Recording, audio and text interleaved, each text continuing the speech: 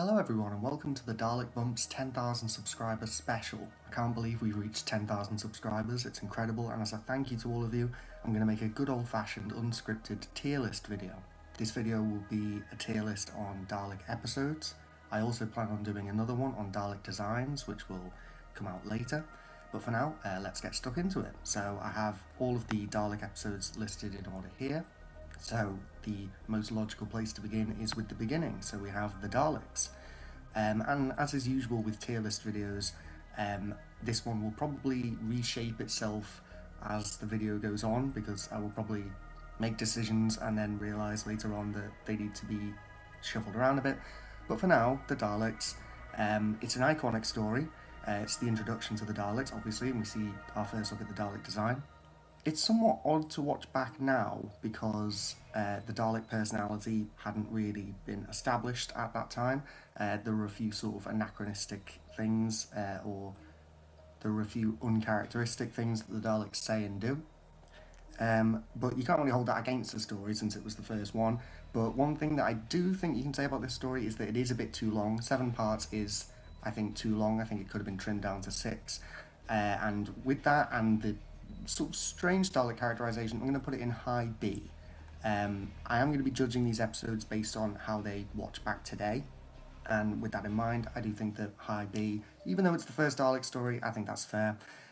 Next up we have the Dalek invasion of Earth, which automatically I think is an improvement on the Daleks, so I think I'm going to put it into A tier. It will probably end up being a low A, but there it is. It's an iconic story. It's got some incredible Dalek quotes, some of which have recurred throughout Doctor Who, even into New Who. It did a really good job of establishing the Dalek personality and building off of what we saw in the Daleks. And obviously the iconic scenes of seeing Daleks trundling around London, it's just great. Next up we have The Chase. Bit of an odd one because it's a comedy-focused story. I can't really say that the Daleks are particularly well characterised in this one because of the fact that they are used, for jokes a lot of the time. There are some great moments in this story, don't get me wrong. Some iconic moments that, several of which have become iconic gifs and memes, Frankenstein picking up a Dalek and chucking, Frankenstein's monster, sorry, I should say, and the Dalek falling off the Mary Celeste, all that sort of stuff. And, we do get a pretty cool Dalek Supreme design in this story. I'm going to put it in high C. That might seem like a bit of a slight against The Chase, but trust me, anything that isn't D tier, I consider good. So, moving on to the Daleks Master Plan. Now, obviously, this one's a lost story. It's the only lost Dalek story that is still completely lost, i.e. it hasn't been animated yet.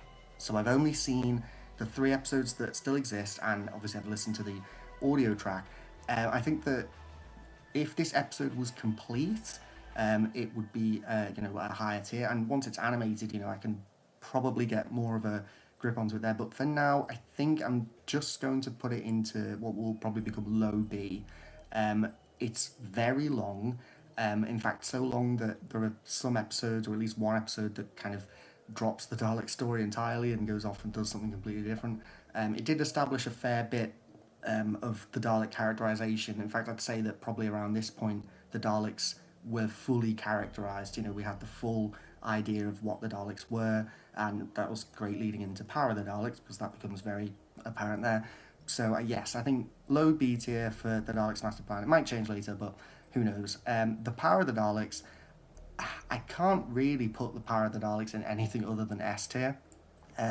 Even before the animation came out, listening to the audio track of this one is a great experience, and the animation just completes it, really.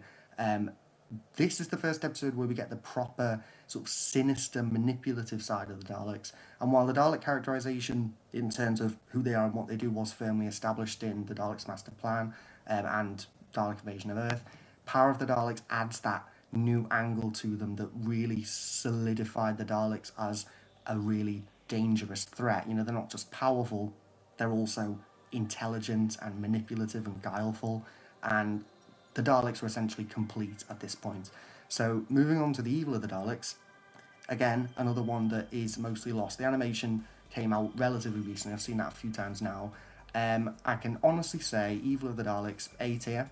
In fact, I might even put it above the Dalek Invasion of Earth, We got the Dalek Emperor in this one. It's a Troughton story. That's, Troughton's one of my favourite incarnations. And although Evil of the Daleks is a bit long and meandering, again, it's one of those where, well, the title sort of sells it really, the Evil of the Daleks. We do get some really fantastic Dalek moments here. The only form of life that matters is Dalek life. There's some great quotes in here. Moving on, we now have Day of the Daleks. Now, Day of the Daleks is an interesting one because the episode in its original form is probably more like a sort of high C, maybe low B tier, but the special edition really helps this episode out. It improves the voices, it adds a bit more sort of oomph to the final battle, and in Day of the Daleks' defense, even without the special edition, it's still a really good story in its own right. I just don't really think you could say that it's a particularly good Dalek story. The Daleks were, behind the scenes, tacked on to this story, and it does sort of show. But in its current form in the special edition, it's a really enjoyable time travel story. It's an interesting way of using time travel that Doctor Who doesn't really do that often, considering it's a time travel show. So for the special edition, I think I'm going to put Day of the Daleks in high B tier. In fact, I think that might be the poster boy of high B tier, really. It's a great story, not a particularly great Dalek story, but really enjoyable, and for the Dalek moments that are there in the special edition, they are really good. Next one is Frontier in Space and Planet of the Daleks. Now, I'm going to count these as one story. I know there's debate over whether Frontier in Space counts as a Dalek story.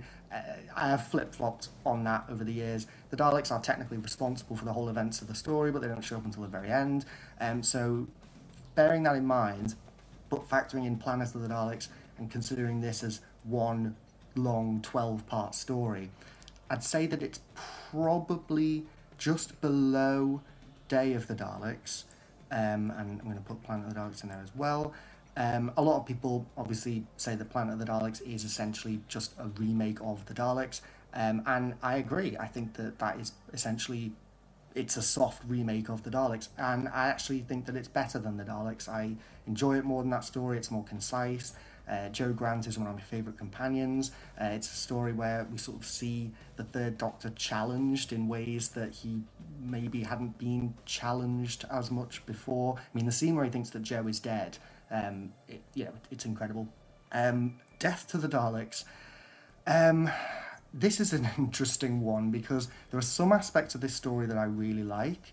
The silver and black Dalek design is one of my all-time favourites, and again, it's a Third Doctor story, and I love the Third Doctor, but the soundtrack is a bit naff, and the Daleks themselves in this are also a bit naff. There are moments where they're, really intimidating when they swap out their weapons for the machine guns, and they actually start being able to kill again. That's great, but for most of the story, they're kind of just getting beaten up. It's called Death to the Daleks for a reason. There's an exploding Dalek on the front cover. One of the most iconic shots from this is a Dalek on fire. I have mixed feelings about this one, let's just put it that way. So I think, it pains me, but it might have to be high C. Okay, low B for now, but that may change. BT is looking a bit full already, so that may change. Next up is Genesis of the Daleks. What can I do? S tier. Genesis of the Daleks. While it necessarily could be considered while it is probably more a Davros story than a Dalek story in the grand scheme of things, every scene of the Daleks in this story is iconic. And the way that they're framed, like when the door slides open and it's their shadow as they loom and they slide into the room, and the bit where the Thals are in the trenches and the Dalek sort of emerges, and it's that really cool low-hanging shot of the Dalek where it's like, surveying the terrain. Really iconic. And obviously Davros is fantastic. Michael Wisher. It's one of Tom Baker's finest stories. In fact, maybe it is his finest story. But pivoting immediately from that, we have the other Tom Baker Dalek story, Destiny of the Daleks.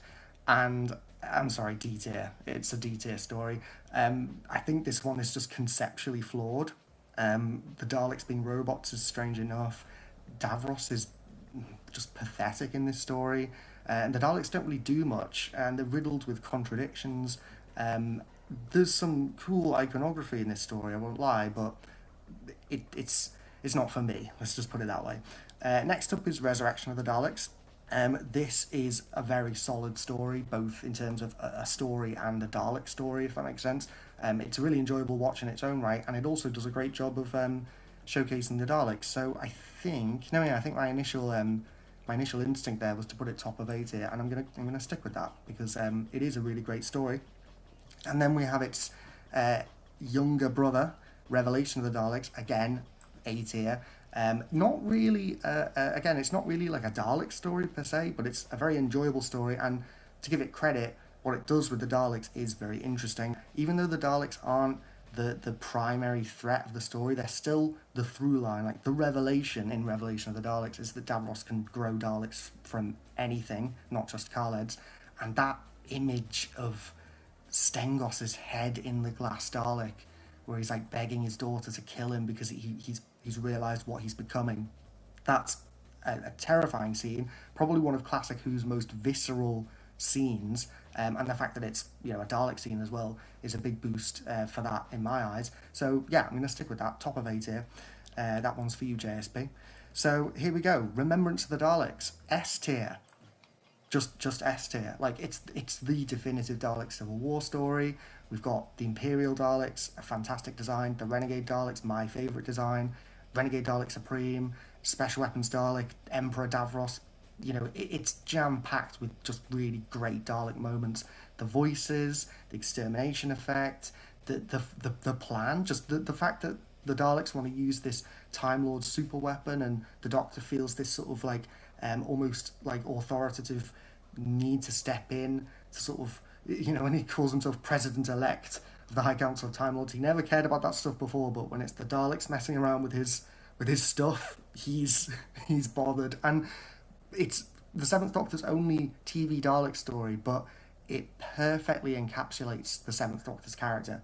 Ace is amazing. She beats up a Dalek with a baseball bat and blows another one up with a rocket launcher. Need I say more? It's Remembrance of the Daleks. You guys know what it is. I don't need to justify putting it top of S tier. And here we go. Another one for S tier. Dalek. The only thing is, where to put it? Is Dalek better than Remembrance of the Daleks? When I was younger, I maybe would have said yes. Nowadays, I don't think so. In fact, no, I'm going to put it just between Remembrance and Genesis. It just beats out Genesis simply because it's a purely Dalek-focused story, whereas Genesis obviously is also a Davros story, and Dalek does a fantastic job of characterising the Daleks for the new series. It's the Daleks' big return to screens. It rejuvenated them. It's one of those stories that it happened at the perfect time in my life, where I was probably 7 years old when I saw this, and that sparked my obsession with the Daleks. I'd seen Remembrance of the Daleks before on VHS, and I loved it, to be fair. But Dalek was the one where I was like, oh, the Daleks are powerful, they're interesting, there's like multifaceted aspects to them where you can sort of pity them as well as fear them. And the Ninth Doctor in this story is incredible. It's one of those where the Doctor makes some questionable decisions in this story, but it's fully justified. You know exactly why he feels the way that he feels and says the things that he says, because it's a very tumultuous point in his life. And really, Doctor Who could probably do with a bit more of that, a bit more of the sort of Doctor-Dalek relationship coming back to the forefront, because I think since Into the Dalek, we haven't really seen any of that, which is unfortunate. But anyway, I'm getting off topic. Bad Wolf Parting of the Ways. It's just been a run of S-tier episodes. We have a problem here, though, because Bad Wolf and the Parting of the Ways, the Emperor Dalek is phenomenal. Don't get me wrong, like Nick Briggs, it's probably Nick Briggs' finest work, the God of all Daleks, that monologue. The Emperor Dalek is such I think it's sort of underrated how big of a threat he is, not just as a powerful Dalek leader, but as like the antithesis to this Doctor. The Emperor Dalek is responsible for the Time War. Like, he, other than maybe Rassilon, the Emperor Dalek is the one that you can pin the most blame for the Time War on. So in this story, the Doctor is literally confronting his personal devil, and it's just fantastic. Like with Dalek, I don't think I can put it above Genesis, but I think putting it between Genesis and Power is fair. And I think, other than a few more that we'll get to later, I think that might be it for S tier for now. I think I'm going to leave that as it is. And I'll explain more about what I mean about that vagueness in a bit. But next up is Doomsday. Now, Doomsday is an interesting one because the Daleks, when you actually, quantify it in terms of runtime, the Daleks actually aren't in this story that much. Which sounds weird to say because there's so many iconic Dalek moments, but, I think the Cybermen actually get more screen time in this story than the Daleks do. But Dalek Sec and the Cult of Skaro, they're incredible. It's one of those things where they made recurring Dalek characters that matter, and they even tried to give them individual personalities, which I think they succeeded with Sek and Khan, and maybe a supposed Faye to an extent. I do think that the cult could have been better developed, and there are certain moments in this story. Graham Harper's a fantastic director, so there's nothing wrong with the action scenes as they stand, but I could have maybe done with a little bit more of the Dalek Cyberman war, because the episode does focus a lot of its attention on the Doctor and Rose, which I understand because that's the through line of the series that a lot of people were interested in at the time. But in hindsight, it's one of those where I'm watching it and I'm thinking, we could have seen more Daleks here, and there's quite a lot of moments where I'm like, there's stuff going on in the background, like there's a whole fight going on in the background, but for some reason the camera's focused on the Doctor picking up magna clamps, and, budget aside, I do think that more focus could have been given to the Daleks, but it does have Dalek Sec in it, my favourite Dalek character, so that shoots it up to A tier. But does it beat Revelation? No, it doesn't. In fact, I'm going to put it right in the middle of A tier. If it was a Dalek-centric story, if the Daleks had been in both parts, and if it had been a story about a Dalek Cyberman war, probably would be much higher. As it stands, Dalek Sec has got it as high as it is, let's just put it that way. And the plot holes, the Genesis arc doesn't really make much sense. It could have been an S tier story. It is very good, but there are just certain things that knock it down. So there we go. That's as generous as I'm going to be to Doomsday. And next up we have Daleks in Manhattan, Evolution of the Daleks. That immediately beats Doomsday in my eyes. It's the ultimate, Dalek argument story, if that makes sense. Like, I do like scenes of Dalek dialogue, and this story focuses on the idea of a Dalek leader trying something new that defies the Dalek conceptions for purity, and the other Daleks basically turning against him.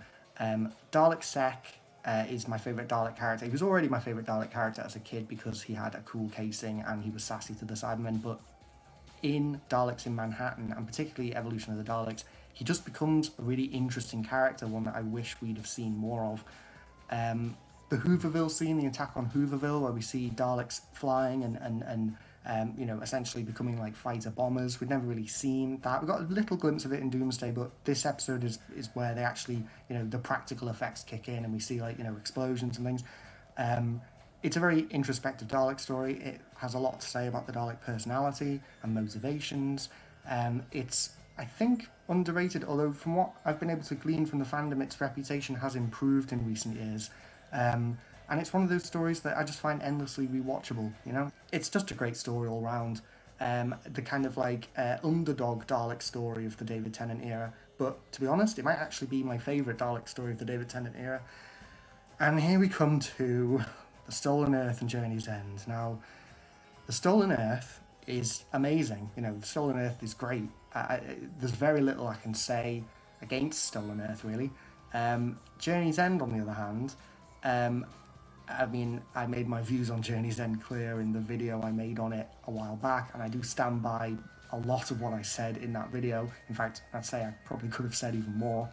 One thing that I didn't even mention in that video, the way that Martha's treated in this story. Martha's my favourite Russell T Davies companion. She's one of my favourite companions, full stop. And the way this story treats Martha has never sat right with me. The Stolen Earth is fantastic. Journey's End, it ends in just a very contrived way. Like, the way the Daleks are defeated is just such a boring Deus Ex Machina sort of rabbit out of a hat resolution that kind of you're left sat there just thinking, really? Like, is this the best that, one of the best writers that Doctor Who has seen can do with the best Doctor Who monster? It's just very disappointing. It kind of just copies what Doomsday and Parting of the Ways already did. It's like push buttons to kill the Daleks, except in this story it literally is just push these buttons and the Daleks blow up.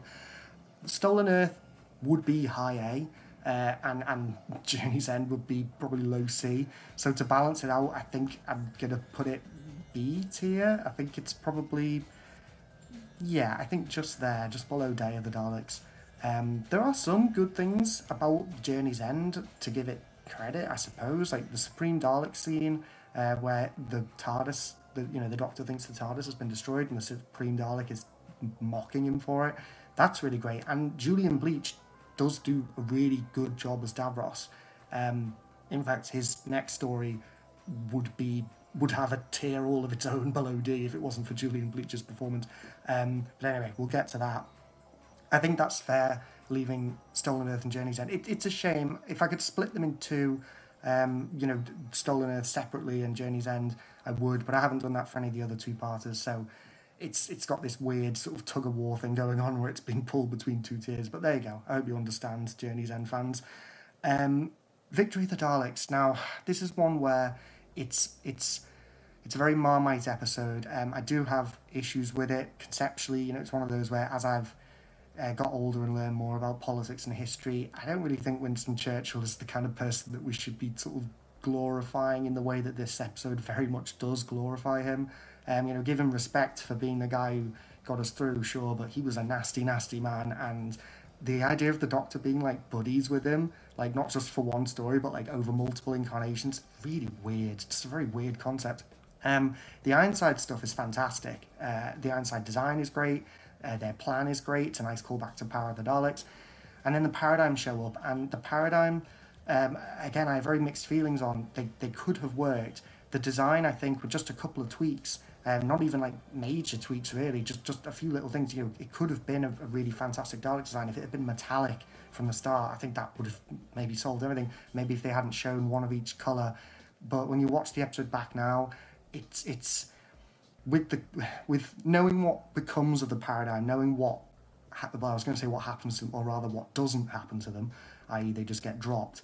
The episode is sort of a bit of a, what's the word, damp squib, I suppose. And it does have some fantastic moments. I know I'm hovering around low B tier. I'm not going to put it in low B tier. I think,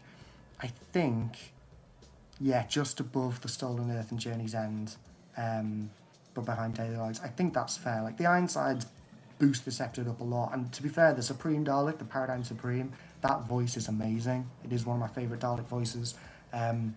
So yeah, bit of a Marmite story there. Next one is, I've put in the Big Bang.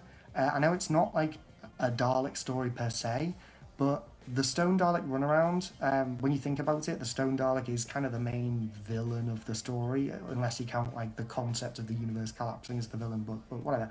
The Stone Dalek is really cool. It's a great design. Again, it proves that the Paradigm shape could look great if they just didn't have the plastic colours. And to give it credit, the Stone Dalek kills the Doctor. It's one of the only Daleks to actually kill the Doctor. And the idea of running around this empty museum, being chased by a Dalek, it's just a really cool Doctor Who concept. So I can't really put it particularly high, because obviously it's not like a full-on Dalek story. It doesn't really have anything to say about the Daleks specifically. But I think I can get away with putting it... I think it's going to go bottom of B tier, simply because if the whole episode... If the episode was... Stone Dalek running around an empty museum, and that was like a full story, and maybe the Stone Dalek had more of a, more to say other than just exterminate over and over again and begging for mercy and going restore, then maybe it would be a higher tier episode. But I think it's fair to leave it as it is. Based on the Dalek action sequences alone, I think it's great. Asylum of the Daleks. Oh no. Oh dear. Asylum of the Daleks, I like this episode. Watching it back now, there's so much about this episode that is good and that I want to sort of focus in on, because the Oswin stuff is incredible. The idea of a Dalek asylum is a great idea, and to be fair, I know there's a lot of complaints about there weren't enough classic Daleks, and I've said that myself in the past, but it is just sort of nice that we got that at all, really. But I can't really give this episode any, favours for that, considering the other stuff. Like, there's so much in this episode that just fundamentally doesn't make sense. things that needed more explanation in order to make sense. The Dalek Parliament is a great idea, but I don't think it should have just been introduced. I think it should have been something that was like built towards over the Moffat era. Like, they could have done something really cool with the idea of the Daleks having like a civil war between the Paradigm and the Bronze Ones, or not even maybe a civil war, maybe just a sort of like upheaval. I don't know. Like, Dalek Parliament, it's a very interesting concept, but the episode doesn't do anything with it. Dalek Prime Minister, he could have been a really cool villain. He had a really, interesting take on the Dalek voice and personality. They didn't do anything with him. Amy and Rory's divorce comes out of nowhere, is resolved in the span of a single episode. It's just a poor show, really. And I want to put it in low C tier because like the Osmond stuff bumps it up, but honestly, D tier. As a Dalek story, D tier. Need I say more? Into the Dalek. Into the Dalek is a story that I personally really like. I rate this one quite highly. I know that some in the fandom don't really rate this story and think of it as kind of like sort of just retreading the same stuff that Dalek tread, and I've made a whole video on that, which you can watch. I'll link it in the description if I remember. But I think Into the Dalek is actually like the opposite of Dalek. Like, going through the episode in almost every way, it's the opposite of Dalek in terms of just like superficial things and also more sort of in-depth, thematic things as well, like talking about the character of the Daleks. This is an episode that I find very rewatchable. I love Capaldi. And the action scenes are fantastic. All the practical effects. Rusty's a great character. So Into the Dalek, I think, just between Daleks Manhattan and Doomsday, I think. Yeah. Because it focuses more on the Daleks specifically than... Obviously, Doomsday has the great scene with the Doctor being like, birthed to death, locked inside a cold metal cage. Again, that's something that's bumped this episode up a lot. But Into the Dalek, it's the definition of introspective. It's literally Into the Dalek. Like, what else can I say? Right, Magician's Apprentice and The Witch's Familiar. Do you remember what I was saying before about Julian Bleach basically carrying an episode? This is the episode. It's one of those where I am not going to put it in D tier because there are a lot of things in this episode that I really like. Things that if it weren't for like the one or two sort of major flaws with this story would bump it up much higher. I love all the Missy and Clara stuff's great. The Doctor and Davros stuff is great. Although it doesn't really make sense, I do love seeing all the different Dalek designs in the control room. Like the idea of that being like the central point of Dalek command, where like the Daleks don't all need to have like battle ready casings. So we've got like a few classic designs in there. I think that's a really interesting idea. I just wish it had been explained a bit more. And yeah, as I say, the stuff with Davros and the 12th Doctor, really good.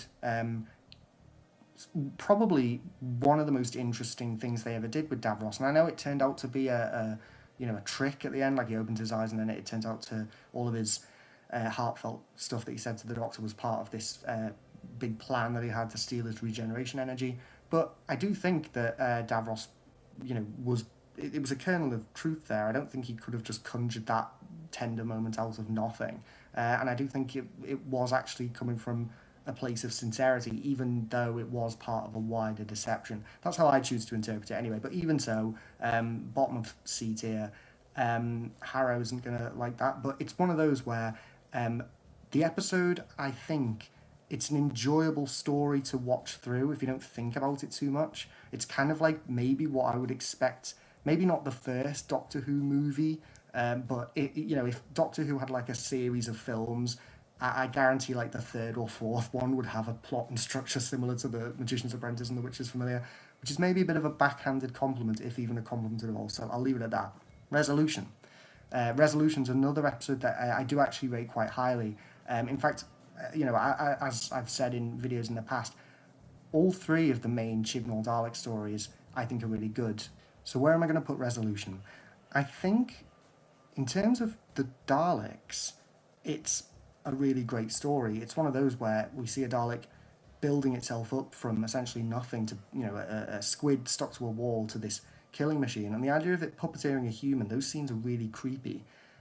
Nick Briggs does a great job with the Dalek voice. I do think that the Dalek design, it's a, I know it's like a one that was built from scrap and all that. I don't mind the way that it looks in terms of the materials and things like that.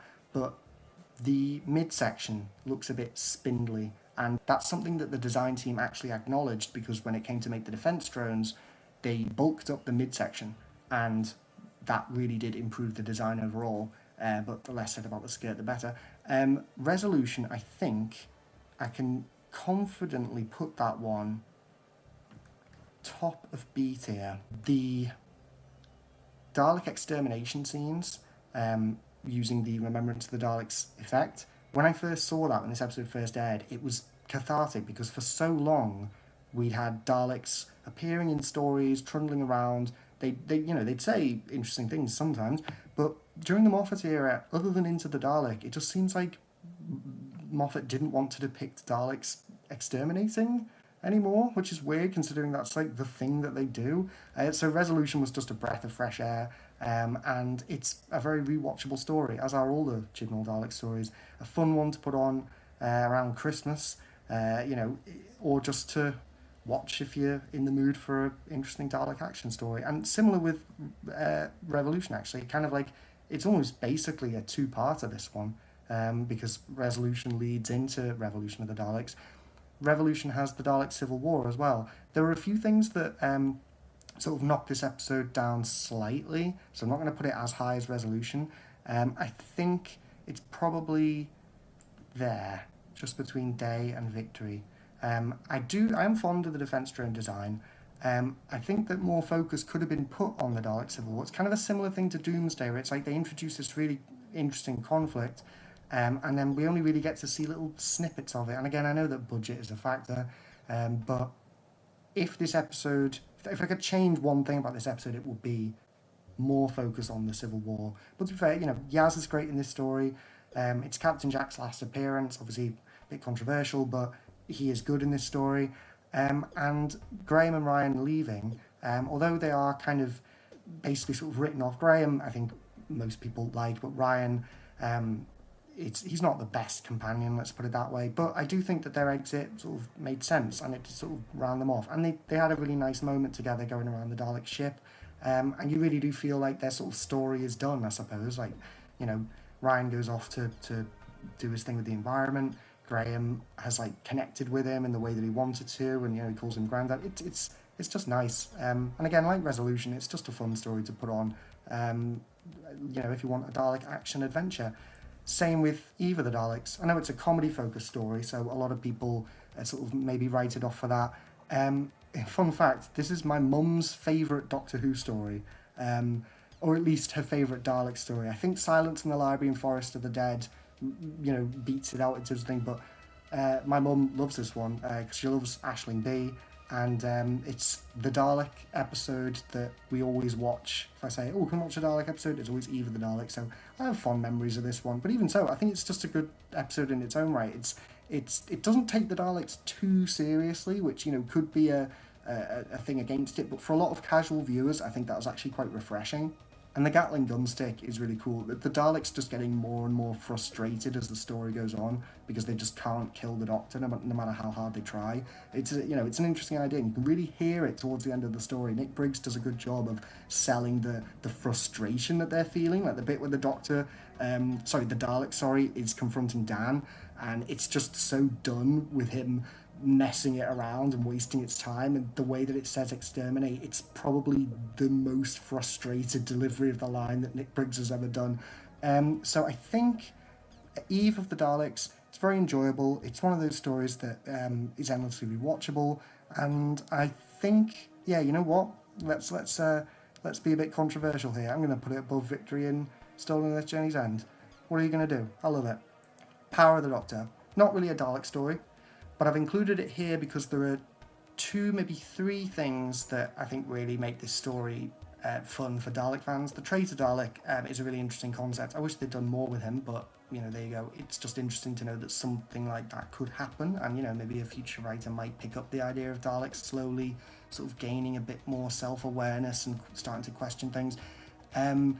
The moment that I've chosen for this bit where the Dalek and the Sideman look at each other, I think, correct me if I'm wrong, but I think that's the only instance of an ad-libbed joke in a Doctor Who story done by, guys in costume.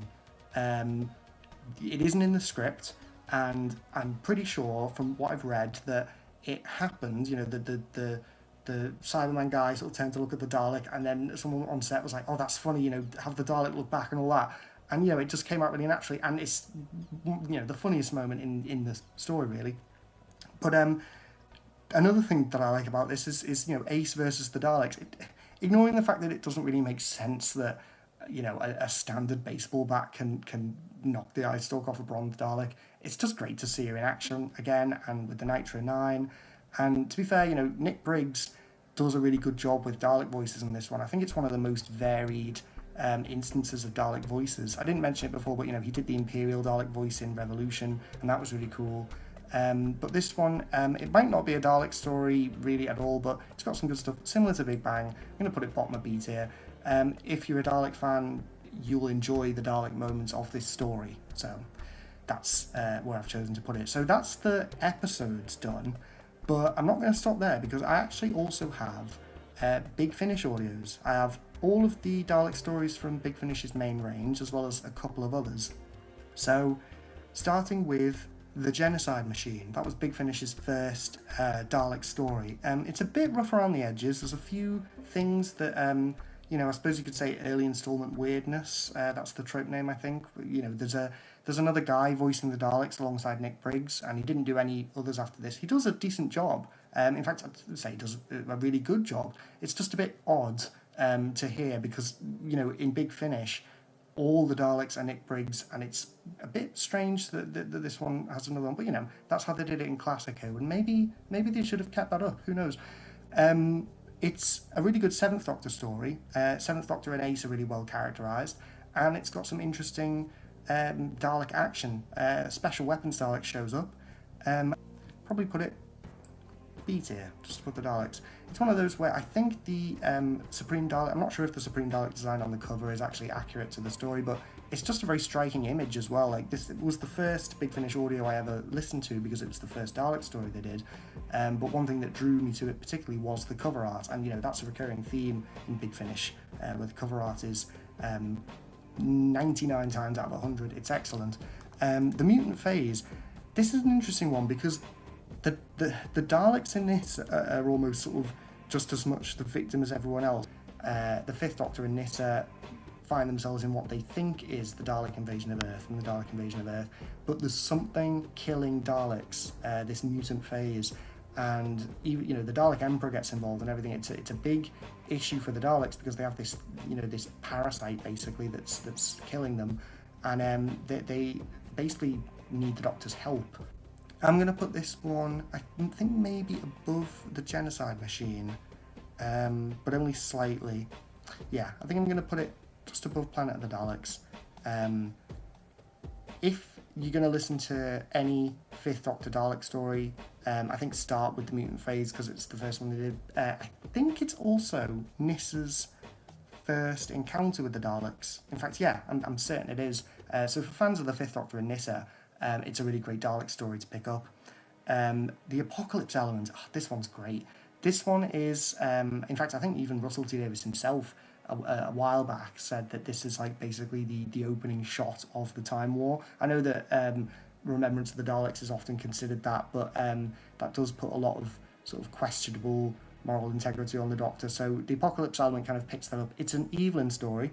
It's Evelyn's first encounter with the Daleks. It's set on Gallifrey, and it's got Romana in it, Romana 2. So the Sixth Doctor and Romana face the Daleks. What's not to love? I think that's A tier, bottom of A tier. Time of the Daleks. This one, there's some iconic bits in it, like the Daleks quoting Shakespeare, but I think that's the best you can really say about this one. For both the Eighth Doctor's first Dalek adventure, and also Charlie Pollard's first encounter with the Daleks, it's very underwhelming. It's one of those where it's just a lot of capture and escape. Same thing over and over again for a lot of the story. And the resolution isn't very interesting either. So I'm going to put that, maybe not bottom C tier, top of C tier, but yeah, not a great first outing for the Eighth Doctor and the Daleks, unfortunately. Jubilee, S tier. In fact, oh geez, where in S tier? Well, this everyone who's listened to this story is probably going to be screaming at me to put it top of S tier. It does do a really good job of characterizing the Daleks, but I don't think I can justify putting it higher than the likes of Remembrance and Genesis. So I'm going to put it bottom of S tier, but that's no slight against this story because, to be honest, all of the, regardless of the order, all of the episodes here that are in S tier are phenomenal. You know, to the extent that they have maybe, a handful of flaws that aren't even really worth considering. Jubilee is one of those. Just what's not to love about this story? The Sixth Doctor encounters a lone broken Dalek, similar setup to Dalek. In fact, it's the story that inspired Dalek. It's a Rob Shearman story, which, for those who know his work, that's just enough. Rob Shearman's a fantastic writer. He really gets the Daleks. In fact, I do wish he would write for the show again at some point, because I'd really like to see what he would do with, a story about a Dalek invasion, or, a story like Daleks in Manhattan and evolution of the Daleks. Because the ideas that he brings up in Jubilee, ideas about the Daleks that I don't think any other writer has really picked up. And that's especially clear in the novelisation of Dalek as well, because he uses a similar through line there. He has a very unique perspective on what makes the Daleks tick, and Jubilee's a fantastic showcase of that. The Juggernauts, the interim Dalek Civil War story between Revelation of the Daleks and Remembrance of the Daleks. Although it isn't focused on the Dalek Civil War specifically, it's mostly about Davros and Mel and the Sixth Doctor. It provides some really interesting context for the events of the Dalek Civil War and sort of the state of how the Dalek regime is during that conflict. And it's a great Davros story in its own right. It's not Terry Malloy's best Big Finish performance because Davros is the audio story Davros, but it's a fantastic outing for him regardless, and anyone who's a fan of Davros should listen to this story. In fact, second only to the Davros audio, it's a key moment in Davros's life. It's interesting sort of divorcing that idea and watching Revelation of the Daleks and Remembrance of the Daleks without the Juggernauts, because you're like, what happened to Davros? How did he go from getting wheeled away to be sent to trial to becoming the Dalek Emperor? The Juggernauts explains why. And to its credit, while it isn't, necessarily a Dalek story, it's similar to Revelation in that the Daleks are sort of in the background. There are some great Dalek moments and some fantastic conversations between the Sixth Doctor and Davros. So I think the Juggernauts, I would probably put in A tier, just above Dalek Invasion of Earth. Really enjoyable story, great Davros story, and if you haven't listened to it, I would thoroughly recommend it. Same with Jubilee. Terra Firma. Terra Firma is one of those where, it has a very high reputation in the fandom. A lot of people sort of rave about this one. I sort of have never really seen the obviously it's a decent story, and it's got Davros in, and it's the Eighth Doctor talking to Davros, which should be something that I really like. I've never really got with this story. I think because coming straight out of the Divergent Universe arc, which was just a bit of a slog towards the end, to be perfectly honest. This one, it is a palate cleanser, don't get me wrong. Having the first post-Divergent Universe story be a Dalek story, I think was a good idea. It's just one of those where I want to like this story a lot, but personally it's not for me. Aside from the key moments, it introduces a few aspects into Dalek lore that I've never really been able to rationalize. I've mentioned that in previous videos. But notwithstanding, I'm not going to let that cloud my judgment of the audio, because obviously it's a very good story. So I think I can put it maybe just in front of the mutant phase, because while personally I find the mutant phase a more re-listenable story, Terra Firma has that Eighth Doctor and Davros, but not just one, several Eighth Doctor and Davros moments that are fantastic. So yeah, I think that's fair to put it there. The Davros scenes in it aren't quite as good as Julian Bleach in Stolen Earth and Journey's End, but it is still Terry Malloy, so that's a great thing in its own right. So deviating from the main range slightly here, I've got Blood of the Daleks, because that came out just after Terra Firma. Blood of the Daleks is a top tier story. In fact, I think I'm quite confident in my decision to put it in A tier, bottom of A tier, because it's a 2-part story and it is maybe a little bit bloated in places, but in terms of the Dalek characterization, it's great.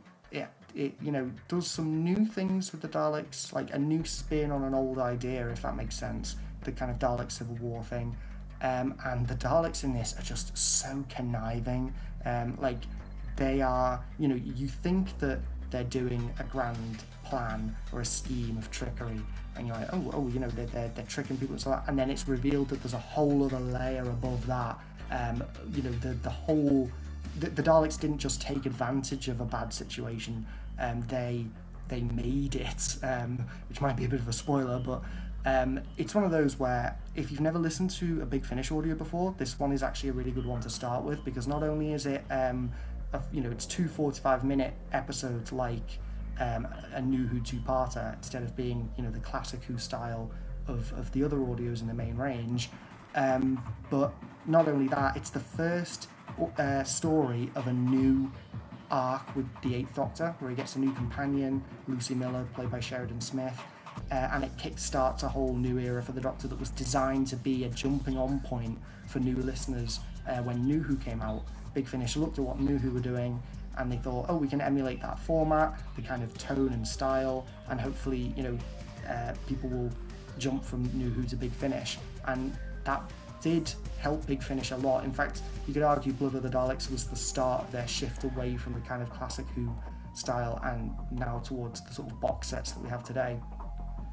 Great story, would thoroughly recommend it, and some really good Dalek voice work as well. It's a good one for Nick Briggs. From the sublime to the ridiculous. Renaissance of the Daleks. This story, I've listened to it several times and I cannot tell you a thing about what happens in it, other than there are toy Daleks that merge to make a ship or something. I don't know. And then there's a weird creature. If anyone can explain to me what this story is, please do so. Until that time comes, I can't put it anywhere other than D tier, simply because I don't understand it. I don't know what's going on. Brotherhood of the Daleks. This is another story that is quite confusing. I've listened to this one several times. I have more of a handle on it. I have more of a grasp of what has actually happened once I've finished listening to it than I do with Renaissance of the Daleks. It's a 6th Doctor and Charlie story, which is sort of odd, so it requires a bit of prior listening context. And I suppose you could go into this one without having listened to any of the previous ones, but it would be very confusing and probably also a bit sort of off-putting, the way that the Doctor and Charlie, sort of how their relationship works. And while it does have some interesting ideas with the Daleks and the Thals, it's one of those where, similar to Time of the Daleks, it's like Daleks quoting Shakespeare isn't enough of a gimmick to carry a story. Daleks being communists isn't enough of a gimmick to carry a story either. So I'm going to put this one bottom of C tier. It would be higher if it was more of a standalone story, and maybe if there had been a redraft that kind of smoothed it out a bit and made it a bit easier to understand.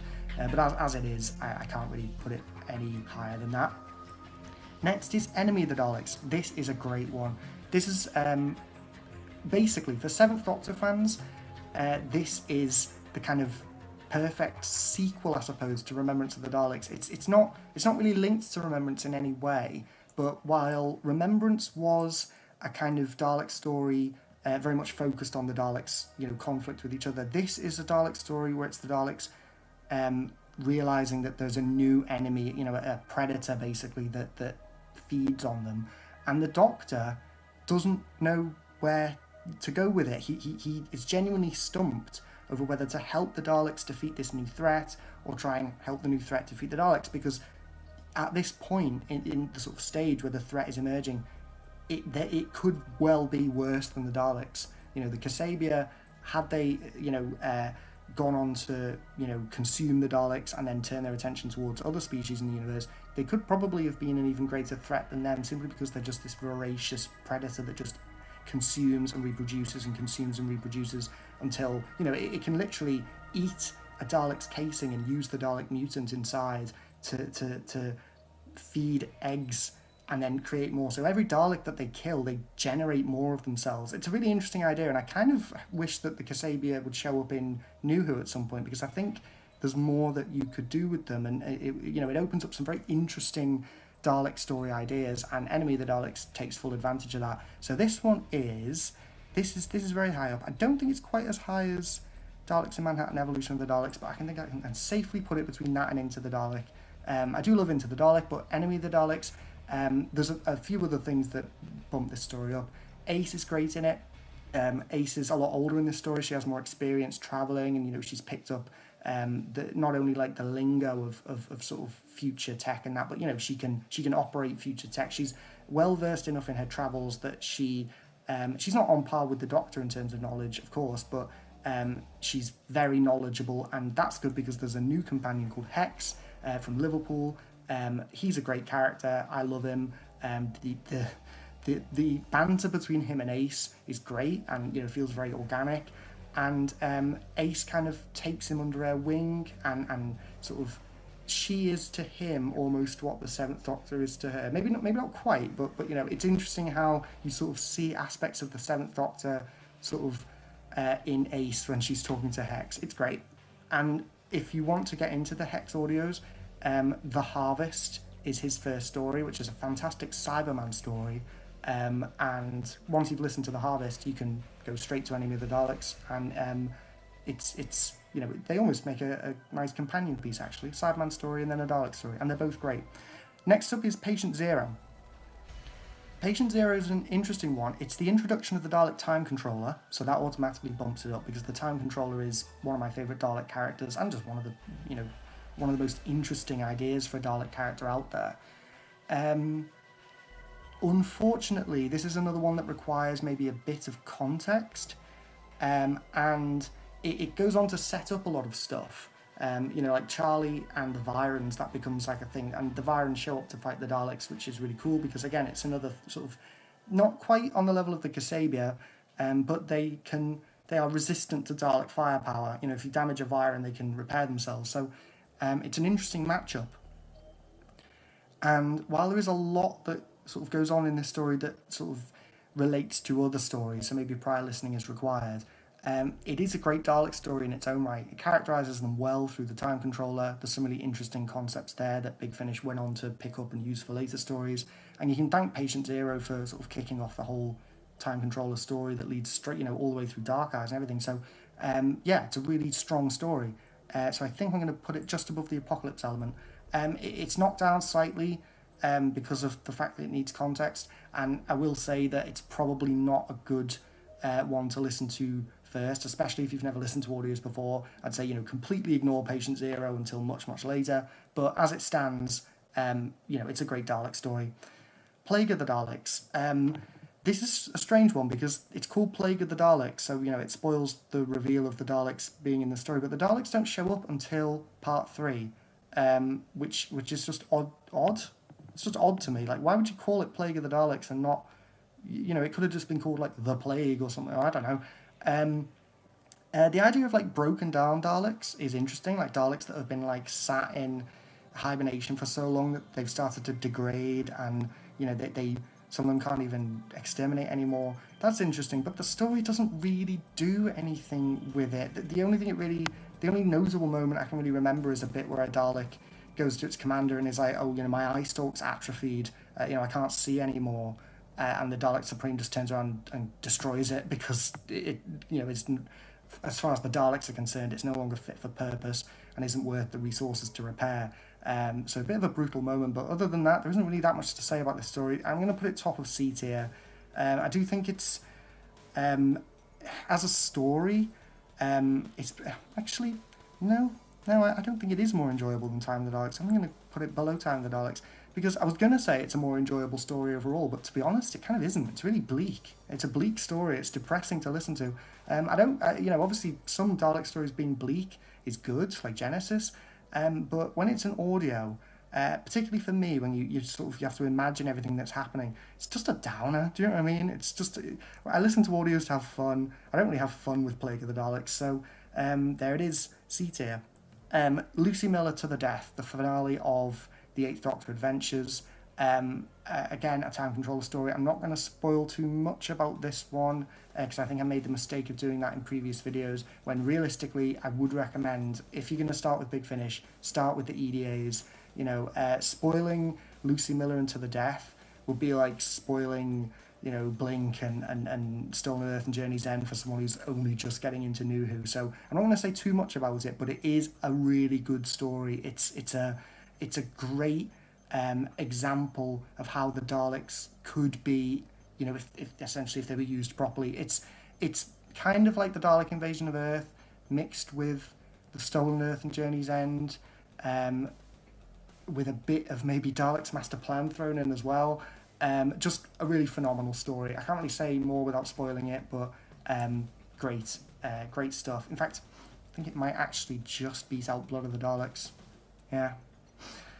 Next up is The Curse of Davros, one that has an odd reputation in the fandom. You know, a lot of people kind of write this one off as being a bit silly. It is quite silly. The Daleks team up with Napoleon and essentially try and hijack human history. It's an interesting thing of sort of putting Dalek minds in human bodies so that they can, you know, fight in historical wars without being detected, and the human minds go into the Dalek body. So that switch happens and then switch back, and a guy describes what it's like to be a Dalek, and it's just such a visceral description that really sells just how horrible it would be to be a Dalek. You know, he describes it as like constantly wanting to throw up, but feeling like your mouth is sewn shut. That's a very visceral image, and it says a lot about the Daleks, both in terms of what they are and also why they do the things that they do. And it really explains why Dalek Sec wanted to get out of that casing after the Doctor pointed it out to him in Doomsday, because the way that it's described here in The Curse of Davros, sickening, literally. There's some really good Davros and Sixth Doctor moments in this story, and there's some really cool twists as well, like a really great twist actually that I'm not going to spoil, and it's not even one of those that it happens near the end, like you know, it's a sort of midway twist, I suppose. And yeah, it's really enjoyable. It is kind of silly, but it's also just a really fun Dalek romp, you know, similar to sort of like Eve of the Daleks. Like, yeah, there are these sort of like jokes in it, but it also does sell the kind of Daleks as like a tenacious, unstoppable threat. And I think I'm going to put it just above the Genocide Machine, if it'll let me. There we go. Daleks Among Us. What do I even say about this one? This story is part of a long-running story arc with the Doctor and Elizabeth Klein. And admittedly, when I first listened to this story, I didn't have any of that context, and it baffled me. And to be honest, even with that context, it's still a bit of an odd story. There's some really great moments in it. Unfortunately, I can't really talk about the best thing about this story without spoiling it. But I'm also wondering whether it's even the kind of story that people will be bothered about me spoiling at all. And I suppose it is sort of, you know, out there now. So skip ahead a couple of minutes if you don't want to have the big thing in Daleks Among Us spoiled. But Davros shows up in this one, and we get more Seventh Doctor and Davros interactions. And that is the best thing about this story. There's also a bit where there's a clone of Davros, like in a new body, like a young clone who considers himself Davros' son, and they do some quite interesting stuff with that. But honestly, I can't say that it really comes together. So I'm going to put this one C tier, I think just above Brotherhood of the Daleks. It isn't as baffling as Brotherhood of the Daleks, but without the context, it is quite baffling. And even with the context, I wouldn't say it's like a particularly great Dalek story. So yeah, I think I'm happy with where I put that. We Are the Daleks. This story is really good. It's a Seventh Doctor and Mel story. It's got Imperial Daleks on the cover, but from the content of the actual story, I don't know if it's actually meant to be Imperial Daleks. I think they just put an Imperial Dalek on the cover because it's the Seventh Doctor. Basically, it's the Daleks decide that instead of trying to conquer the universe through warfare and you know, I was going to say expensive, I don't care about money, but you know, resource intensive fleets and things like that, they decide to use economic strategies instead to try and like leech power away from systems economically, and then once they're ravaged, they can move in and basically sweep them aside unopposed. It's a Seventh Doctor story, so they lean into the sort of politics of it. It's a big critique of Thatcherism, which I very much appreciate. It's one of those where if you're not a fan of the Seventh Doctor and Mel, you probably won't get much out of this story. But and you know, going into the story, I didn't really have much experience with Mel stories because I think I'd only seen Terror of the Vervoids for Mel when I first listened to this audio. That was all I'd seen of her. And I'd listened to the Juggernauts, obviously, so my opinion of her was improving. But this is another one that does a really good job of sort of taking advantage of Mel's character, like the character traits that she had, and then Classic, who just refused to use. So yeah, it is a good Seventh Doctor and Mel story. So I think, where can I put this? I think I'm going to put it above Terra Firma. It's one of those where it's got some silly elements, I suppose, like hearing the Dalek Emperor talk about perpetual economic growth and stuff. You know, it is a bit sort of on the nose with its critique of Thatcherism. It's sort of like a my first Thatcherism critique, you know, early learning centre story. But that's not giving it enough credit, because there are, you know, there's a lot of elements to this. The Thals show up. There's a great thing about like Daleks using human children to control their battle fleets through this video game, which, you know, sort of links to Remembrance of the Daleks with the whole battle computer thing. And yeah, it's a great listen. It's a fun listen. Masters of Earth. The Sixth Doctor and Perry end up in the Dalek Invasion of Earth, from the Dalek Invasion of Earth, which is a really cool idea, and it is great seeing. I always love it when different eras of Doctor Who sort of get smashed together in Big Finish. Unfortunately, the story, I mean, it does acknowledge this, you know, it sort of lampshades it by being like, you know, this is the way it is. The Doctor can't actually solve the big problem of the story that is the Dalek invasion, because he knows that at some point later on down the line, his earlier self comes along and sorts that, so he can't mess with the timeline. So the story has to kind of like invent this sort of side threat with something going on with the Robomen to sort of give the Doctor a triumph. You know, mild spoilers, but, you know, sort of a given that the Doctor and Perry are going to survive. But it does do a good job of sort of exploring the world of the Dalek Invasion of Earth, and I think that, I've said this before, but if Doctor Who ever did like a Dalek-themed spin-off, one idea that I'd really like to see is a sort of maybe Walking Dead-style show set during the Dalek Invasion of Earth, where it's like following a group of survivors who have to, like, you know, well, survive, avoid the Daleks, make some tough choices, you know. And the Dalek Invasion of Earth story showcases some examples of the kind of stuff that they'd be dealing with you know, like the scene with the women in the house who make clothes and betray Barbara because they want food. Masters of Earth has a lot of that as well. So if you're a fan of the Dalek Invasion of Earth, you'll get a lot out of this story. And I think with that in mind, it's definitely B tier. I think I'm going to put it just between We Are the Daleks and Terra Firma. I don't find it as enjoyable as We Are the Daleks, but I think it's more enjoyable than Terra Firma. And the Mutant Phase is one that, you know, also did the sort of Dalek Invasion of Earth thing, but it kind of sidesteps that. It doesn't really fully confront it because there's other stuff going on. Masters of Earth fully sets itself in the Dalek Invasion of Earth and explores that world, which, you know, I really appreciate. Order of the Daleks. This one, I mean, anyone who knows my channel will know that I love this story. It's a great Dalek story because it takes the Daleks out of their comfort zone. You know, they don't have their casings, they've lost a lot of their power, and they have to rely on their sort of trickery and manipulation. The stained glass Dalek is just a wonderful image, and the idea of the Daleks sort of using religion to co-opt a feudal era society when they've lost their ability to exterminate and create technology, that makes perfect sense. And again, it's one of those where there's like silly elements to the story. There's one character in particular who's basically comic relief, but it's just a really great listen. It's a really enjoyable listen. One of my favourite Big Finish audios of all time. I'm not going to put it in S tier because although I personally really love this story, you know, other people have pointed out to me that, yeah, it's an enjoyable one, but it's not like the best Dalek story out there. But I'm definitely going to put it A tier. Maybe not top of A tier, but I'm definitely going to, right here, I think, is the best place for it. Just between Daleks in Manhattan and Evolution of the Dalek and Enemy of the Daleks. that seat was made for Order of the Daleks. Alien Heart, Dalek Soul. This one is it's a very interesting listen. It's quite a tough listen. It doesn't pull any punches, and it is quite bleak.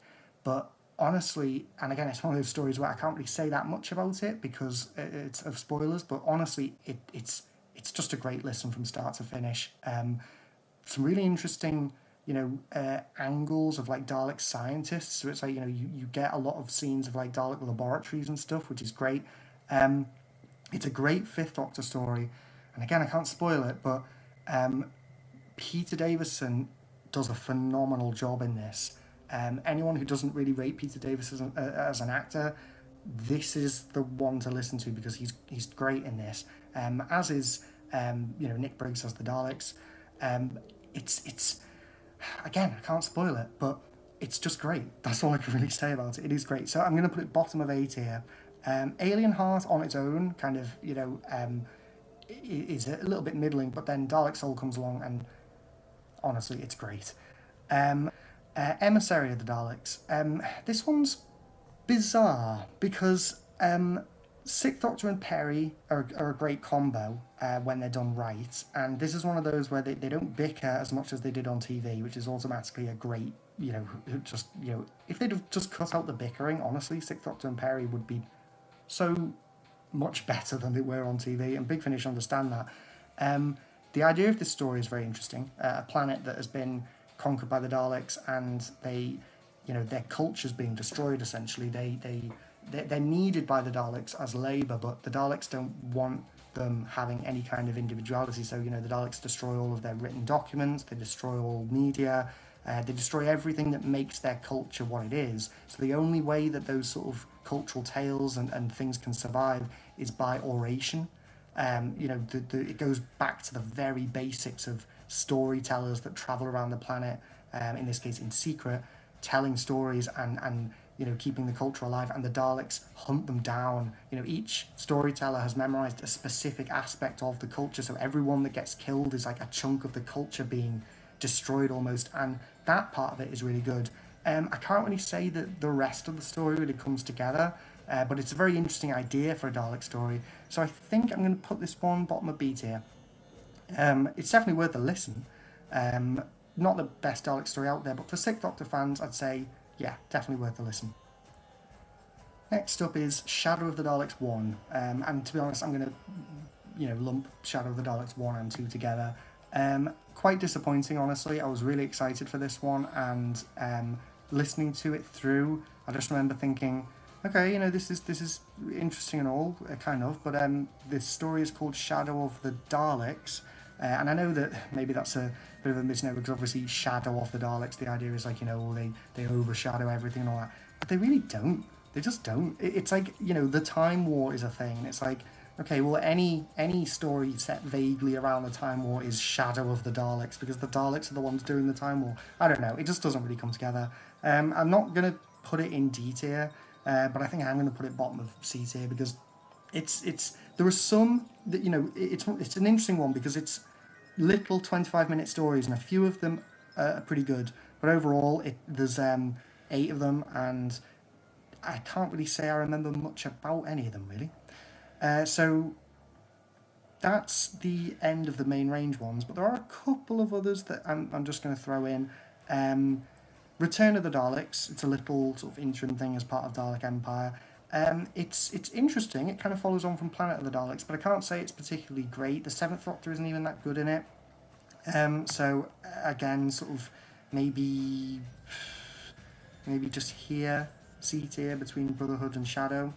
It's worth picking up if you're following the Dalek Empire story, like the spin-off series. And obviously, if you're a fan of the Seventh Doctor, then, it's another Seventh Doctor story with Daleks in. But I can't really say much about it other than that. It's called Return of the Daleks, and I'm not really sure why. It's one of those stories where it seems like it was written for the sake of being written rather than having an actual idea to play with. And last on the list, I know it's technically not a Dalek story, but I'm going to throw it in anyway, Davros. I talked about it before. Alongside the Juggernauts, this is a must listen if you're a Davros fan. And to be honest, it's just a must listen anyway. You know, kind of like Jubilee, it's one of those where it's phenomenal. It's got everything you want from a story where the Doctor and Davros just sit and talk for a lot of it. And I know that might sound boring to some, but the exposition, the way it's written, is fantastic. Their conversations are great, and you get a really, really great insight into Davros's backstory. A certain angle of his backstory, his interpretation of his backstory, which again is interesting, unreliable narrator. And also just Davros as a character. There's so much in this story that perfectly illustrates who Davros is, what makes him tick. And for that, it has to go just below Jubilee. I know it doesn't have Daleks in at all, but the Daleks, again, shadow of the Daleks, they loom over the story. But Davros is a key story for understanding the Daleks' creator and therefore the Daleks themselves, I would say. So that's my list. I might make this a semi-regular thing, like maybe 6 months' time I'll come back and reorder them again and compare it to this one and see how my sort of like on-the-fly judgments sort of differ. But overall, I think I'm happy with that. If there's, any complaints or criticisms in the comments, I'd be more than happy to hear them, because one of the best things about things like this is that obviously everyone's opinion is going to differ, and in 6 months' time even my own opinion might differ from this, who knows. So what do you think of my list? Dalek Bumps has been just an absolute joy for me these past few years. I started this channel during COVID when things were looking so bleak for various different reasons, but this project got me through that, and I'm honestly amazed at how much it's grown and expanded, and how the community has developed, and how my own skills in recording and editing, my confidence in myself, and my skills in managing a channel have developed. It's wonderful. It's an honour and a joy to be the caretaker of this Dalek channel, and I'd say the community we've got here has been great in keeping the Dalek fandom thriving. Discussion and debate about Daleks is one of my favourite things, and being able to foster that and engage with that in the community has been one of the most rewarding aspects of doing this. 10,000 subscribers, that's mad, but it's only up from here. You can join the Dalek Bumps Discord server if you haven't already, the link is in the description, and if you want to help support the channel you can donate on Patreon. All patrons get a thank you at the end of every video, as well as priority on my upcoming series of Dalek Bumps Question Time. And there will be more rewards introduced along the way as we move into the next phase of Dalek Bumps. I've got some exciting projects on the horizon that are finally starting to take shape, so watch this space, there's much more Dalek content to come. Thank you so much for watching, commenting and subscribing, and once again if you have any notes on my Dalek episodes tier list, let me know in the comments below.